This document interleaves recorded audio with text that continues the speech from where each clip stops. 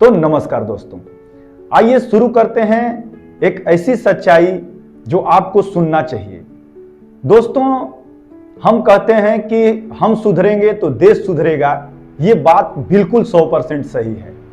जब तक हम कोई पद में नहीं होते हैं तब तक हम ये बात करते हैं, लेकिन जैसे ही हम किसी सरकारी पद पर चले जाते हैं तो इस बात को भूल जाते हैं। लेकिन हमें समझना होगा कि हमें देश को बचाने के लिए किन किन चीज़ों का मुख्य ध्यान देना होगा। हमें जो सरकारी नौकरी मिलती है वो समाज सेवा के लिए मिलती है, न कि अपने सेवा के लिए मिलती है।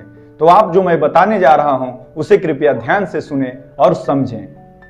एक बात दिल पर हाथ रखकर बताइए, अगर किसी को सच में सिर्फ पैसा कमाना हो तो क्या वो सरकारी नौकरी चुनेगा? आज भारत में बड़ी मल्टीनेशनल कंपनियां लाखों करोड़ों का पैकेज देती हैं। IIT, IIM, tech sector, startup, कितने लोग 50 लाख, 1 करोड़ सालाना कमा रहे हैं। फिर भी कुछ लोग सरकारी सेवा में आते हैं। क्यों? क्या सिर्फ तनख्वाह के लिए? नहीं। सरकारी अधिकारी की सैलरी सम्मानजनक होती है, लेकिन करोड़ों वाली नहीं होती। तो फिर आकर्षण क्या है? असली आकर्षण क्या है?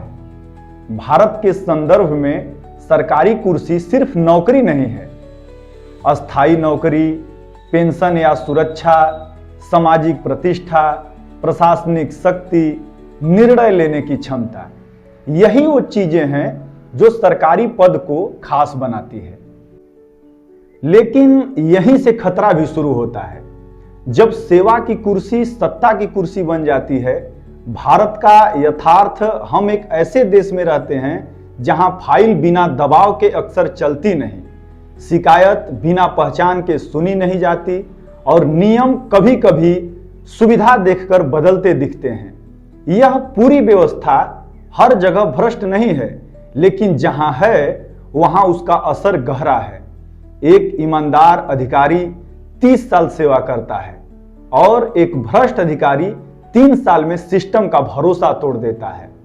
बड़ा सवाल, अगर कोई व्यक्ति लाखों करोड़ों का प्राइवेट पैकेज छोड़कर सरकारी सेवा में आता है तो उससे उम्मीद क्या होगी? कि वो देश की सेवा करेगा, नियमों को मजबूत करेगा, जनता के लिए ढाल बनेगा। लेकिन जब वही कुर्सी फाइल रोकने, टेंडर सेट करने या सुविधा शुल्क लेने जैसे जरिया बन जाए तो सवाल उठना स्वाभाविक है। भारतीय मानसिकता की बात, हमारे समाज में सरकारी अधिकारी को साहब कहा जाता है और कई जगह यह सम्मान धीरे धीरे दूरी में बदल जाता है। जनता खुद को छोटा महसूस करती है और अधिकारी खुद को बड़ा। यही असंतुलन पैदा होता है। लोकतंत्र में सरकारी अधिकारी मालिक नहीं होते, वे वेतन भोगी सेवक होते हैं जनता के टैक्स से। लेकिन पूरी तस्वीर समझिए, सभी अधिकारी भ्रष्ट नहीं हैं, बहुत लोग ईमानदारी से काम कर रहे हैं। लेकिन समस्या ये है कि ईमानदारी सिस्टम की मुख्य पहचान नहीं बन पाई। जब तक पारदर्शिता, जवाबदेही और समयबद्ध कार्रवाई अनिवार्य नहीं होगी तब तक भ्रष्टाचार की गुंजाइश बनी रहेगी। समाधान क्या है? भारत के संदर्भ में कुछ जरूरी बदलाव। हर सरकारी सेवा की तय समय सीमा होनी चाहिए। देरी पर स्वतः पेनल्टी होनी चाहिए। डिजिटल ट्रैकिंग अनिवार्य होनी चाहिए। संपत्ति का नियमित सार्वजनिक खुलासा होना चाहिए। शिकायत निवारण में पारदर्शिता और सबसे जरूरी, जनता को अधिकार की समझ होनी चाहिए।